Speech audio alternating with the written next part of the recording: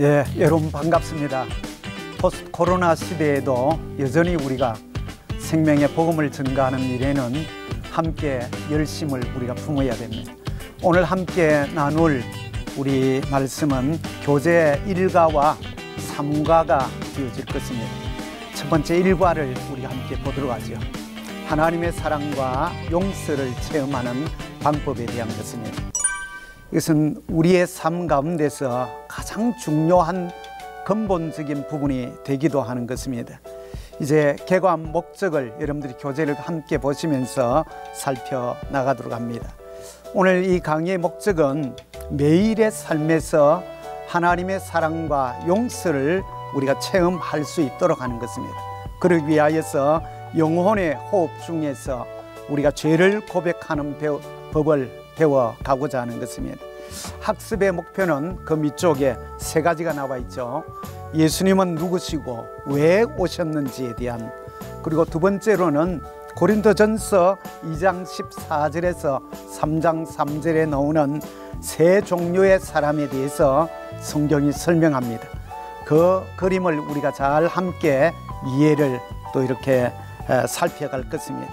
그리고 세 번째는 영혼의 호흡 중에서 우리가 내심과 들어지는 숨이 있는데 내심의 개념에 대해서 일과에서 함께 살피도록 합니다.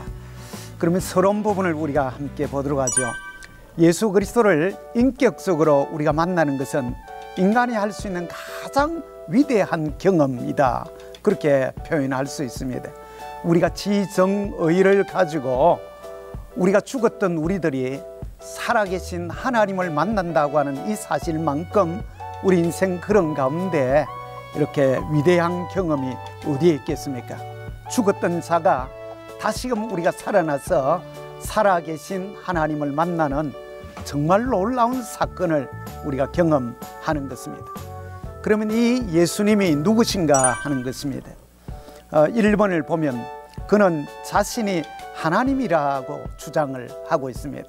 오늘 본문 뒤쪽에 나와 있는 대로 요한복음 10장 그 내용 안에 나와 아버지는 하나이시니라고 그렇게 말씀하시고 있습니다.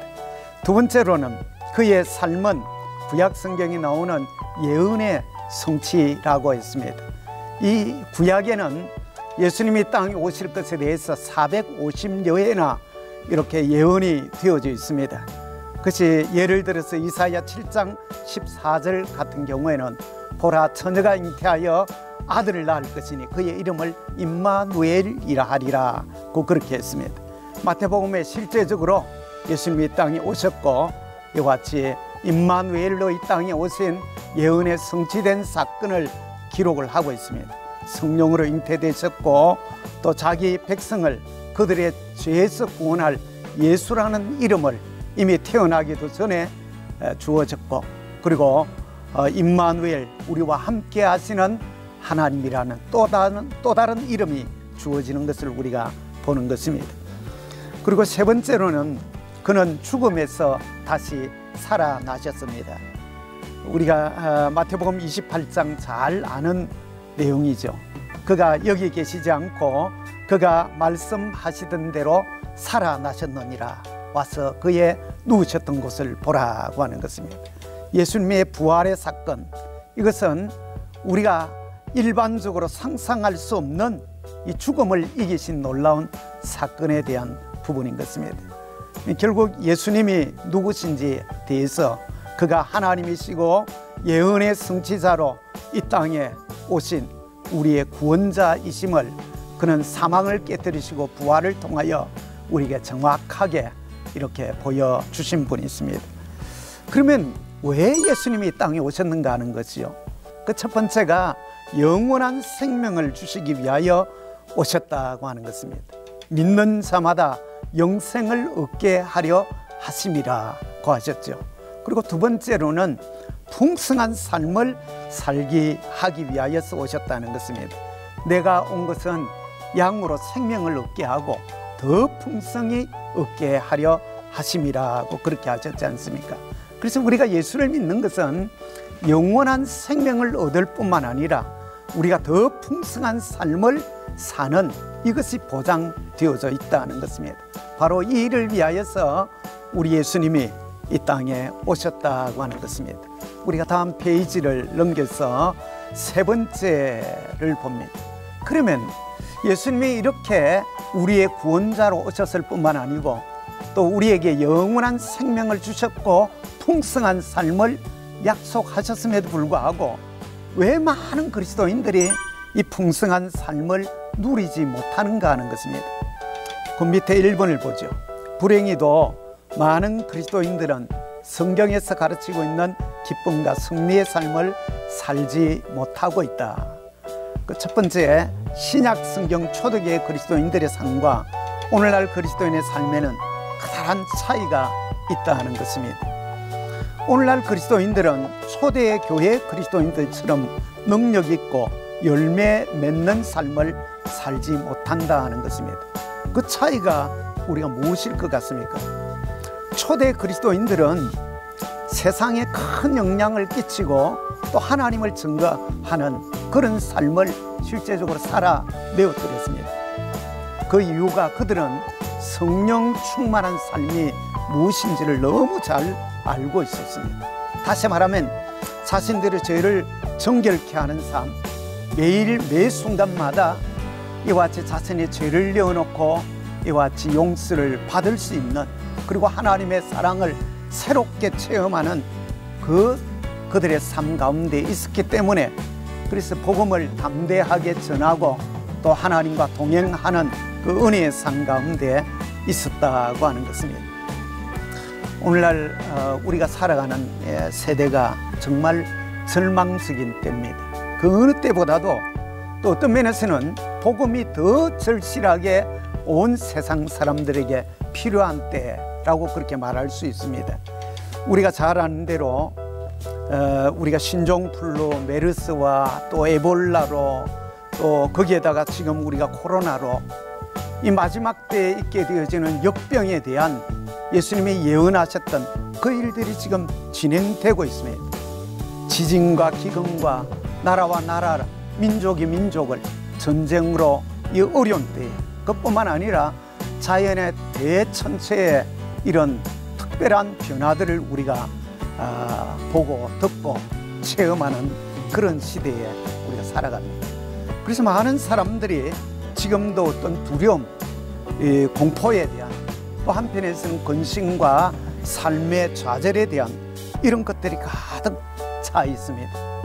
바로 이것이 오늘날 우리의 복음을, 생명을 살리는 복음을 가진 우리들에게 최고의 기회라고 그렇게 말할 수가 있을 것입니다. 오늘날 이런 우리가 많은 그리스도인들이 이런 절호의 기회가 있음에도 불구하고, 제가 오늘 아침에도 뉴스를 보니까 참 목회자 가운데 성추행에 휘말려 있는 이런 뉴스들이, 우리가 또 좀 지나가긴 했지만 대형 교회들이 정말 대형 사고를 치는 이런 일들 때문에 우리가 복음을 증거할 최고의 절호의 기회임에도 불구하고 이 좋은 기회를 우리가 놓치고 있는 정말 안타까운 그런 현실 가운데 있다는 것입니다. 쉽게 말하면 영향력을, 우리가 그리스도인의 영향력을 발휘하지 못하는 거죠. 빛과 소금의 그 역할을 우리가 감당하지 못하고 있는 것입니다. 결국에는 우리가 가진 이 영생, 풍성한 복음에 대한 것을 우리가 증거하는 데에 이런 오히려 스스로 걸림이 되어지는 그런 자리에 우리가 서 있는 것을 보는 것입니다. 그러면은 네 번째로 우리가 왜 이런 걸림에 대한 문제, 복음에 스스로 우리가 장벽을 치는 이 어리석음을 범하는지를 살펴보도록 하겠습니다. 네 번째 우리 교재를 한번 보죠. 성경은 세 종류의 사람에 관해 말하고 있다고 했습니다. 세 종류의 사람에 대해 알게 될 때에 우리가 왜 많은 그리스도인들이 문제를 해결하기보다 이런 문제 가운데 우리가 휩싸이고 있는지를 알 수가 있습니다. 고린도전서 2장 4절부터 3장 3절까지 내용입니다. 그 내용에 보면 세 종류의 사람이 나오죠. 그 첫 번째가 자연인입니다. 육에 속한 사람. 예수 그리스도를 마음에 영접한 일이 전혀 없는, 쉽게 말하면 우리가 불신자라고 부르는 사람들이겠죠. 내추럴맨이라고 부르죠. 그는 모든 일을 자신의 힘과 노력에만 의존하며 살려고 하는 것입니다. 결국에는 자신이 인생의 주인인 사람들이죠.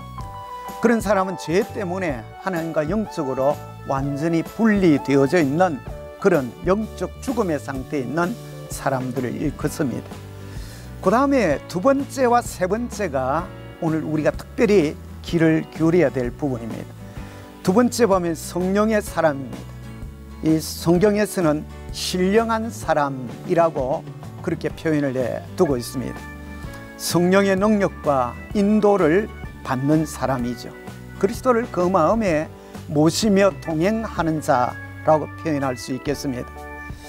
그 밑에 내용을 우리 같이 보면 1번에 작은 가로 1번에 그는 하나님과의 생생한 교제 가운데 살아가며 하나님의 무한하신 사랑과 능력을 계속해서 공급받는 자입니다. 구약에서는 우리가 하나님과 늘 동행했던 에녹 같은 사람, 또 노아와 같은 사람, 이런 사람들이 있을 겁니다. 오늘날도 우리가 주님과 함께 동행하는 이런 삶, 성령의 사람이 진실로 필요하겠죠. 오른쪽에 여러분들이 그림을 보시면은 우리가 동그라미를 마음이라고 그렇게 표현을 하고, 우리가 점들이 우리 인생을 살아가면서 일어나는 수많은 문제라고 그렇게 생각을 하시면 예수님을 마음의 보좌에 이렇게 주인으로 모셨습니다. 그리고 나는 보좌에서 내려와서 온전히 예수님을 의지하며 살아가는 자입니다. 거기에는 이와 같이 모든 일들이 질서정연하게 자리를 잡고 있는 것입니다.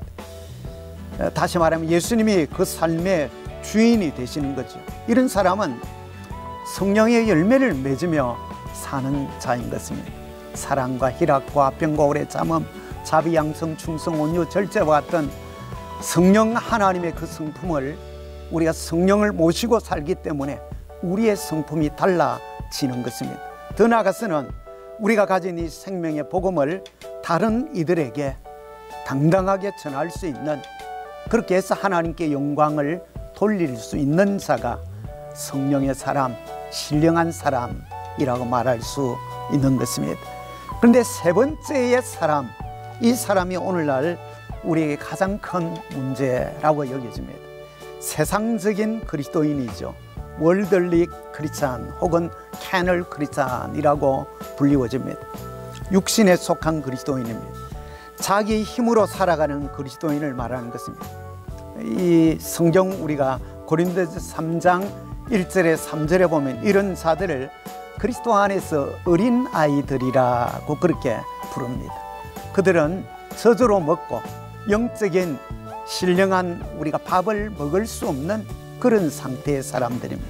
시기와 질투와 파당을 짓는 끼리끼리의 모임을 이렇게 공동체를 이렇게 흐트러 놓는 이런 자들을 의미하고 있습니다. 그 내용 1, 2, 3, 4번을 보면 1번에 그는 그리스도인이지만은 패배하고 좌절하며 열매를 맺지 못한다고 했습니다. 두 번째는 그는 성령의 인도하심을 받지 않습니다. 세 번째, 그는 죄의 노예가 되어 살고 있는 자인 것입니다. 결국은 원치 않는 삶을 사는 거죠. 네 번째로 보면 안타깝게도 그는 자신이 세상적인 그리스도인이라는 사실조차도 스스로 깨닫지 못하고 있다는 것입니다. 우리가 여기에서 잠시 짚고 넘어갈 부분에 기독교는 자력 종교가 아니라고 하는 것입니다. 우리의 선행과 우리의 노력과 우리의 헌신과 우리가 자기의 의를 통하여서 구원을 우리가 이루어가고 또 하나님의 일들을 우리의 힘으로 이렇게 이루어갈 수 없다고 하는 사실입니다. 하나님의 성령에 붙들려서 우리가 순종하고 정말 하나님이 원하는, 우리가 거기에 붙들려 살기를 원하는 그런 자가 우리가 그리스도인이라고 부를 수 있습니다. 오늘날 교회 안에 많은 문제가 일어나고 있는데 결국에는 이와 같이 예수를 구주로 믿었지만은 여전히 자신이 인생의 주인이 되어져서 자기 힘으로 자력으로 무엇인가 하려고 하는 자들이 결국에는 교회 안에 이와 같이 문제를 야기시키고 사단의 공격에 이와 같이 빌미를 주는 그런 자들이 되고 마는 것을 우리가 보고 있는 것입니다. 예, 이제는 우리가 문제가 신령한 그리스도인과 또 육신에 속한 그리스도인 이 둘 사이에서 우리가 문제가 발생하는 것을 살폈습니다. 이제 하나님께서는 참 감사하게도 이런 세상적인 육신적인 그리스도인이 어떻게 신령한 그리스도인 성령의 사람이 되는 그 해결책을 제시해 주셨다고 하는 것입니다.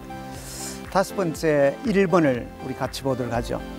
세상적인 육신에 속한 그리스도인은 믿음으로 성령님을 통하여 자아 중심의 삶에서 벗어나 죄를 이길 수 있는 삶을 살 수 있다고 했습니다. 그 작은 1번에 믿음은 신뢰를 뜻하며 신뢰는 믿을 수 있는 대상이 있어야 한다는 것입니다. 두 번째로 그리스도인의 믿음의 대상은 하나님과 그분의 말씀에 대한 것이죠. 그리고 세 번째는 많은 그리스도인들이 하나님이 존재하지 않고 그들을 도와주시지도 않는 것처럼 실존적 무신론자로 살아간다고 하는 것입니다. 무슨 말이냐면 우리가 머리로는 잘 알고 있지만은 진정 예수님의 내주하심에 대한 우리가 이 부분에 대한 것을 우리가 제대로 우리의 삶 가운데 깨닫지 못한다는 거죠. 우리가 이 믿음을 통하여서 히브리 11장 6절에 보면 믿음이 없이는 기쁘시게 못한다고 했습니다. 이 믿음이 곧 하나님을 기쁘시게 할 뿐만 아니라 또 이 믿음을 통하여서 우리가 육신의 그리스도인에서 성령 충만한 그리스도인으로 살아가는 길이 있다는 것이죠. 그러면은 이 믿음 안에서 어떻게 우리가 성령의 충만한 그리스도인으로 갈 수 있는지를 두 번째 내용에 나와 있습니다. 세상적인 그리스도인은 육신의 호흡을 함으로써 성령 충만한 그리스도인이 될 수 있다. 영혼의 호흡이란 숨을 내쉬듯이 죄를 고백하고 숨을 들이마시듯이 성령 충만을 받는 것을 말한다고 했습니다. 우리가 호흡을 할 때에 내쉬고 들이쉬는 우리가 숨이 있지 않습니까? 그 가운데 첫 번째가 우리가 숨을 내쉬는 것처럼 이같이 우리의 죄를 고백하는 것입니다. 그리고 숨을 우리가 신선한 공기를 들이마시듯이 성령 충만함을 우리가 받고자 하는 이것이 우리가 성령의 사람이 되어질 수 있는 우리 편에서 해야 되어지는 의지적인 태도에 대한 부분인 것입니다. 그러면 내심을 보도록 합니다. 요한일서 1장 9절에는 우리가 잘 아는 내용입니다. 만일 우리가 우리 죄를 자백하면 그는 미쁘시고 의로우사 우리 죄를 사하시며 우리를 모든 죄에서 깨끗하게 하실 것이요 라고 하지 않습니까? 이 하나님의 약속을 따라서 우리의 죄를 고백하는 것입니다. 그 밑에 죄 고백의 요소들이 나와 있죠. 세 가지가 있습니다. 첫째는 동의입니다. 죄가 잘못된 것이고 하나님을 정말 슬프게 한다는 이 사실을 우리가 인지를 하셔야 됩니다. 우리가 함께 동의를 해야만이 이 죄의 문제를 우리가 가지고 냉철하게 하나님 앞에 내어놓고 용서를 구할 수 있는 거죠. 두 번째로는 감사에 대한 부분입니다. 죄를 위하여 우리 주 예수 그리스도께서 십자가에 피 흘려 죽어주심으로 우리의 과거 또 현재 우리의 미래의 전 죄를 용서해 주셨다고 하는 사실입니다.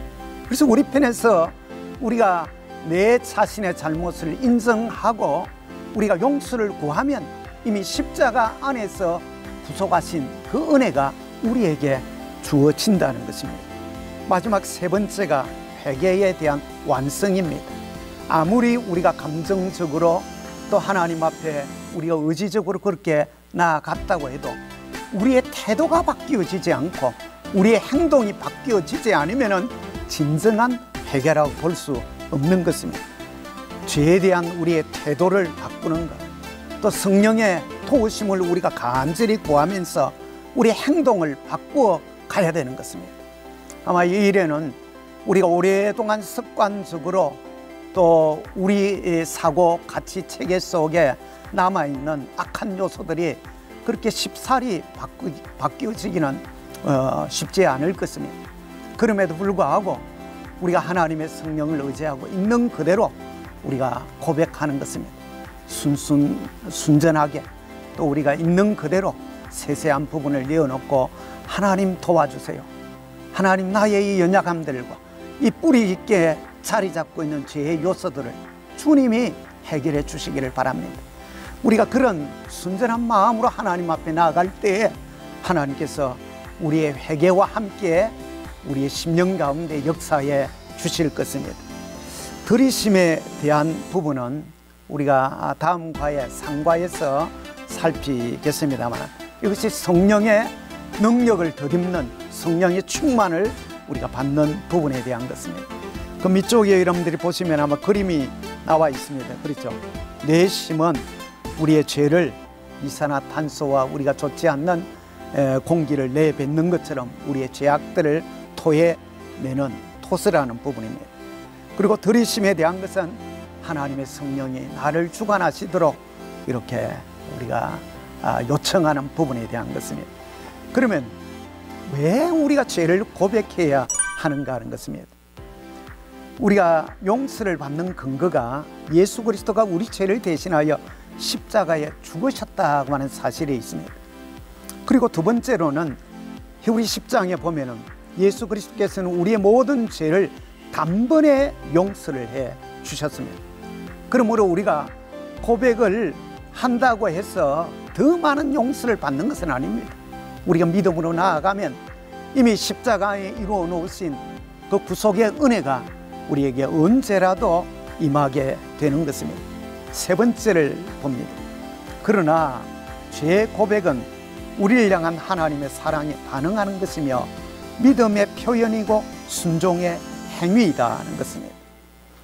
죄 고백은 하나님께서 예수 그리스도의 죽음을 통해 이미 우리의 모든 죄를 용서해 주신 것을 실제로 우리가 체험하게 해 주는 것입니다. 마지막 네 번째입니다. 이 죄 고백을 통해서 우리는 하나님과 지속적으로 교제해 나갈 수가 있습니다. 만일 우리가 죄를 고백하기를 거절하든지 죄를 숨기든지 이렇게 하게 되어지면 결국에는 우리가 육신적인 그리스도인에 머물고 마는 것입니다. 빛이신 하나님과의 우리가 사귐을 가질 수 없게 되는 거죠. 어두운 가운데 거하게 되어지고 구원받은 자임에도 불구하고 하나님이 우리에게 풍성을 얻게 하리라고 약속한 그 풍성을 맛보지 못하는 우리가 삶 가운데 거하고 말 것입니다. 아마 우리의 역사 속에서도 있었지만은 1907년 우리가 평양 대부흥이 있기 전에 1903년에 우리가 하디 선교사를 통하여 원산 부흥회가 있었더랬습니다. 이 원산 부흥회의 시작도 자기들이 선교사로 가졌던 이 한국인들에 대한 선입관념 그 부분을 내어놓고 철저하게 그들이 회개했을 때에 하나님의 영이 그들 가운데 임하였습니다. 평양 대부흥도 똑같은 것입니다. 길선주 장로님이 자신의 죄를 철저하게 내어놓고 고백하는 그 순간에 이와 같이 죄의 용서와 함께 하나님의 성령이 그들 가운데 충만하게 임한 결국 이 한국 교회가 변화의 큰 역사를 맛보게 된 기점이었던 것입니다. 오늘날 우리 교회가 놓치고 있는 부분, 신앙하는 가운데 우리가 죄에 민감하지 못한 부분에 대한 것입니다. 그러면 이 부분을 우리가 어떻게 적용할 것인가 하는 것입니다. 아마 여러분들이 삶 현장 속에서 실제 이렇게 적용하는 것이 필요하리라고 생각됩니다. 적용 부분을 보죠. 성령께 당신의 죄를 깨닫게 해달라고 간절히 기도하라고 하는 것입니다. 두 번째는 성령께서 깨닫게 해주신 죄들을 종이에 이렇게 적고 그리고 하나씩 하나님께 고백하는 것입니다. 세 번째로는 죄를 다 고백한 후에 요한일서 1장 9절에 나와 있던 우리가 살폈죠. 만일 우리가 우리 죄를 자백하는 그는 미쁘시고 의로우사 우리 죄를 사하시며 우리를 모든 불의에서 깨끗하게 하실 것이요. 이 말씀을 우리가 적어놓은 죄의 목록 가운데 사선으로 쭉 이렇게 적는 것입니다. 그러고 난 다음에 죄 몽독을 찢어버리시든지, 아니면 여러분들이 뭐 양초나 이런 불이 있으면은 거기에 또 이렇게 태울 수도 있는 것입니다. 우리가 시각적으로 또 이렇게 촉각적으로 느껴지는 것을 통하여 하나님께서 우리 모든 죄를 용서해 주셨다고 하는 이 사실을 우리가 피부로 느끼는 것입니다. 혹시 여러분 가운데 금전적으로나 또 어쩌면 물리적인 배상을 해야 되어지는 그런 부분이 있다면은 여러분들이 그렇게 하시는 것이 좋습니다. 지금 멀리 헤어져서 연락이 안 되는 상황, 또 찾아가기 어려울 때는 여러분 편지나 아니면 여러분들이 그 전화를 통해서라도 용서를 구하는 것이 필요하겠죠. 마지막 6번째를 봅니다. 하나님께서는 당신이 고백한 죄를 완전히 용서하셨다는 사실을 명심하시라는 겁니다. 성령께서 깨닫게 해주신 죄를 고백했는데도 죄의식이 남아있다면 그것은 하나님 주신 것이 아니라 사탄이 준 것이라는 것입니다. 우리가 그럴 때가 있잖아요. 분명히 죄를 고백하고 우리가 부흥회든지 어떤 집회를 통하여서 그렇게 했음에도 불구하고 우리의 잔머리 속에 여전히 강하게 각인되어 있는 그런 죄에 대한 것이 있을 수 있습니다. 그것은 이미 여러분들이 처음 고백할 때 십자가 안에 과거, 현재, 미래의 전 세계적인, 전 생애적인 죄가 다 용서를 받았습니다. 우리가 그럼에도 이런 죄에 우리가 기억이 오래 남아있는 것은 여러분들이 깊게 패인 칼 자국의 상처가 있다고 했을 때 나았지만은 여러분들이 그 자국이 오래 가는 것처럼 어떤 면에서는 다시는 그 같은 죄에 빠지지 말라고 하는 하나님의 사인포스트라고 여기시면 될 것입니다. 여러분들이 때때로 그런 것이 기억날 때 오히려 하나님 앞에 이런 죄까지 용서해 주신 것에 대해서 여러분들이 감사를 하시기를 바랍니다. 하나님, 우리의 죄에 대하여 동이 서에서 먼 것 같이 우리의 죄가를 우리에게서 멀리 옮기셨습니다. 미가서에서는 보면 우리의 죄악을 발로 밟으시고 우리의 모든 죄를 깊은 바다에 던지우시리라 약속을 해주고 있습니다. 여러분들이 죄 용서에 대한 이 확신을 가지고 또 우리가 살아가면서 연약함으로 때때로 넘어질 때, 그럴 때라도 즉시 우리의 죄를 고백하고 하나님의 용서를 받아들일 때 거기에 하나님이 여러분과 동행해 주실 것입니다.